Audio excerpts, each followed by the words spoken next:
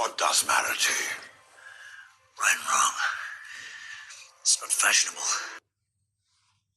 What happens when you push a good person too far? You might just unleash their untapped strength. Be careful who you test. Good people are kind, patient, and forgiving. But every person has a breaking point. When you push them to their limits, you might awaken a power you never saw coming. The calmest people can become the most unstoppable forces when they've had enough. So remember, treat others with respect, because pushing a good person too far is not a risk you want to take. Choose kindness. Know when to stop, and never underestimate the quiet strength of a good person.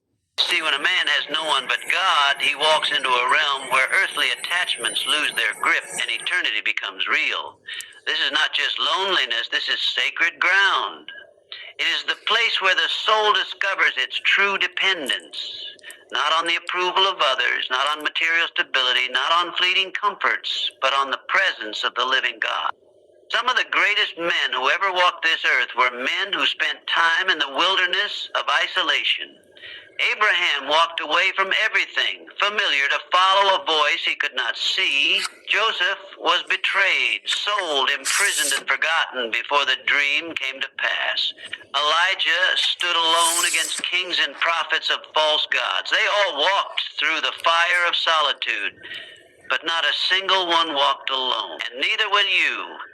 You are not abandoned. You are being refined.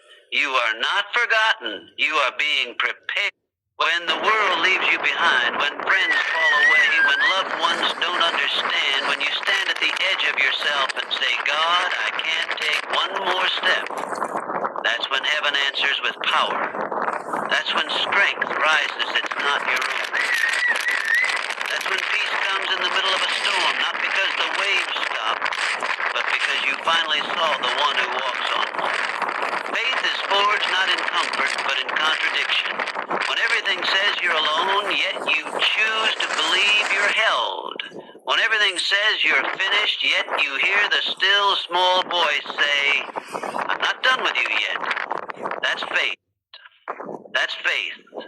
That's fire-tested belief, and that is unshakable. God has always been in the business of showing up when all other options are gone. He doesn't need favorable conditions. He doesn't require a crowd. He doesn't wait for perfect timing by human standards. He steps into the prison cell, into the lion's den, into the fiery furnace, not after the crisis, but right in the middle of it. And he does it again and again for those who call on his name. You may be feeling overlooked today. Maybe no one sees your pain. Maybe they see your strength, but not your struggle. They see the smile, but not the sleepless nights. And maybe, just maybe, you've started to believe the lie that you have to carry this all on your own. But I came to tell you, you don't. You were never meant to. There's one who sticks closer than a brother. One who will never leave you, nor sense now.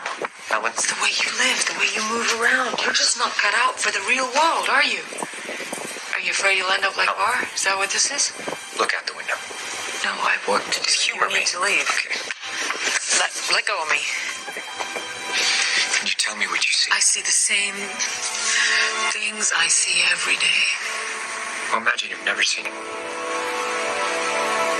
Imagine you've spent your whole life in other parts of the world, being told every day you're defending freedom. And finally you decide you've had enough. Time to see what you've given up your whole life for. Maybe get some of that freedom for yourself. Look at the people. Now tell me which ones are free.